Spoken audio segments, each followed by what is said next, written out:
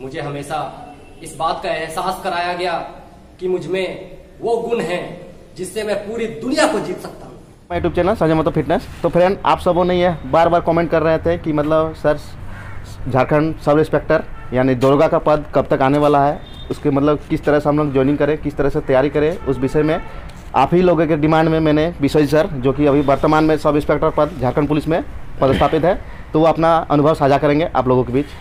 Vishwajeet sir बोलिए। Hello everyone, let me first thanks to Sanjay जिसने मुझे मौका दिया आप सभी के सामने कुछ कहने को। फर्स्ट ऑफ ऑल मैं अपना इंट्रोड्यूस कर देना चाहता हूँ। मेरा नाम विश्वजीत तुम्बली है। मैं 2018 बैच का डायरेक्ट सब इंस्पेक्टर हूँ और फिलहाल गिरिडीह में अपना योगदान दे रहा हूँ। तो सर आप बताइए कि जब प्रारंभिक परीक्षा दिए थे पीटी, तो उस टाइप किस टाइप में सिलेबस में मतलब किस टाइप का क्वेश्चन था, किस विषय से क्वेश्चन था? देखो, जब हमारा ये एग्ज़ाम हुआ था 2017 में, तो इसमें मेनली 4 स्टेजेस थे। पहला स्टेज प्री का था जिसमें Jharkhand GK, world GK, reasoning और मैथ्स के पेपर थे। ये तो हो गया प्रारंभिक यानी पीटी।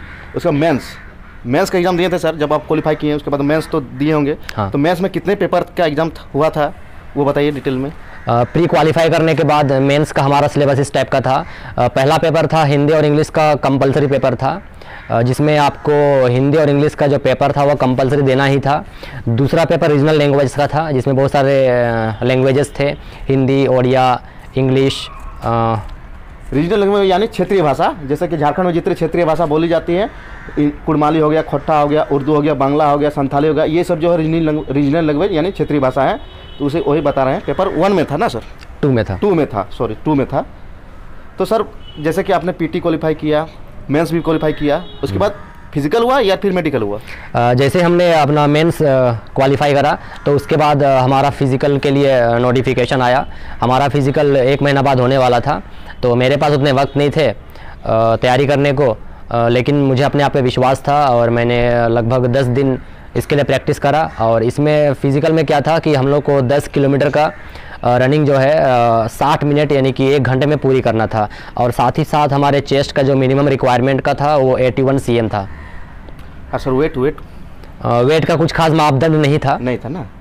तो चलिए सर, आपको कैसा फीलिंग हो रही है, कैसा फील हो रही है झारखंड पुलिस सब इंस्पेक्टर योगदान देने के बाद? आपको कैसा फील हो रही है, अपने आप में कैसा महसूस होता है? और एक बात मैं बताना चाहता हूं कि फ़िज़िकल एग्ज़ाम ख़त्म होने के बाद हमारा मेडिकल हुआ, जिसमें हमारे बहुत सारे बॉडी पार्ट्स को चेक करा गया।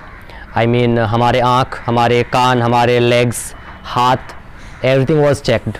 एंड जैसा कि संजय ने पूछा कि हाउ आई एम फीलिंग, तो बता दूं honestly I am feeling very proud because मुझे अपने झारखंड को सर्व करने का ये सुनहरा मौका मिला है।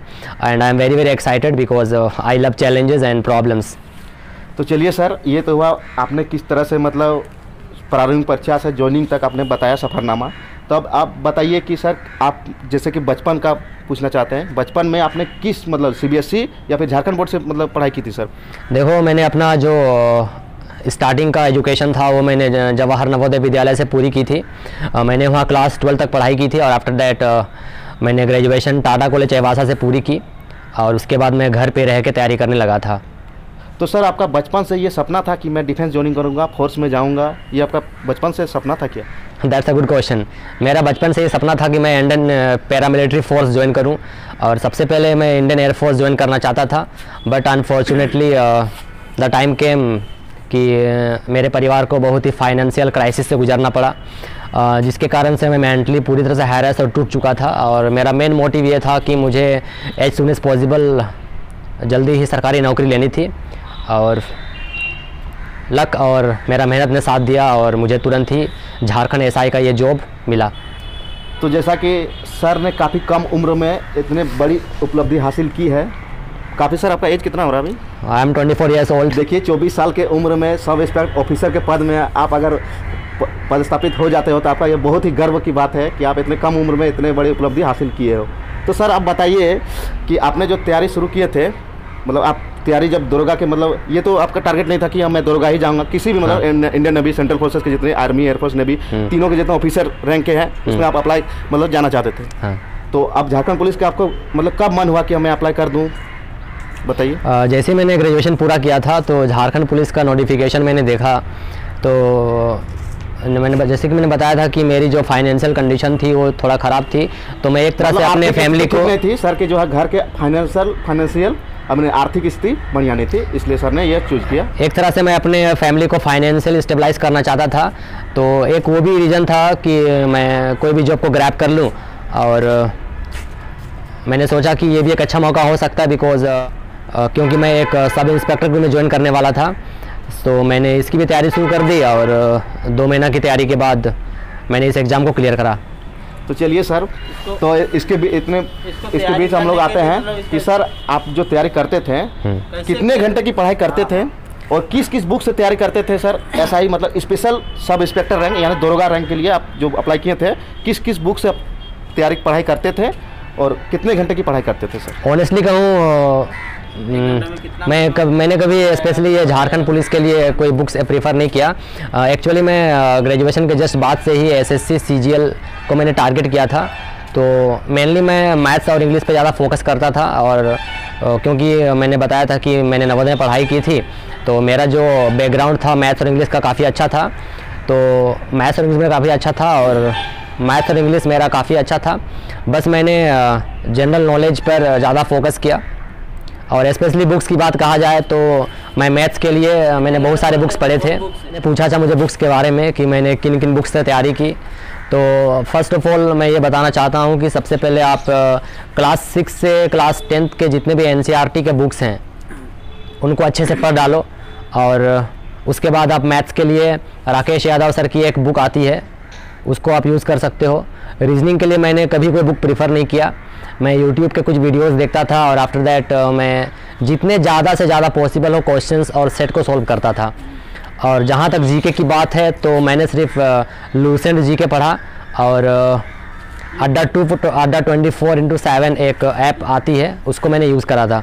और आप करेंट अफेयर्स के लिए कोई भी बुक आप ले सकते हो जो मार्केट में अवेलेबल हो। हाँ, जो मार्केट में इजीली अवेलेबल है। Yes sir.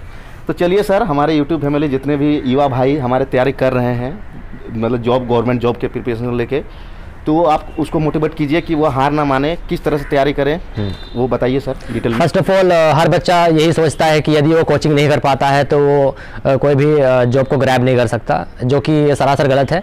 मैंने भी कभी लाइफ में कोचिंग नहीं ली कॉम्पिटिटिव एग्ज़ाम्स के लिए, मैंने खुद सेल्फ स्टडी करी, लेकिन मैंने जितना भी पढ़ा हमेशा लगन से पढ़ा, ज़्यादा तो नहीं, मैं हमेशा हर रोज़ 6 से 8 घंटे की पढ़ाई करता था, लेकिन हाँ जितना पढ़ता था उसको दिल से लगन से और स्मार्टली पढ़ाई करता था। सो आप सभी से ये कहना चाहता हूँ कि आप कभी ये मत सोचना कि यदि हम कोचिंग नहीं कर पा रहे हैं तो आप कुछ नहीं कर सकते। You can do everything whatever you want because this is your time.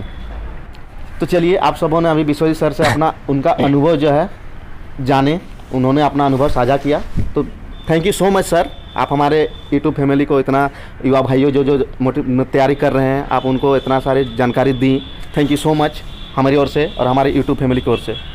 मैं भी संजय को थैंक यू कहना चाहता हूँ जिसने मुझे ये मौका दिया अपने बारे में कुछ बताने का।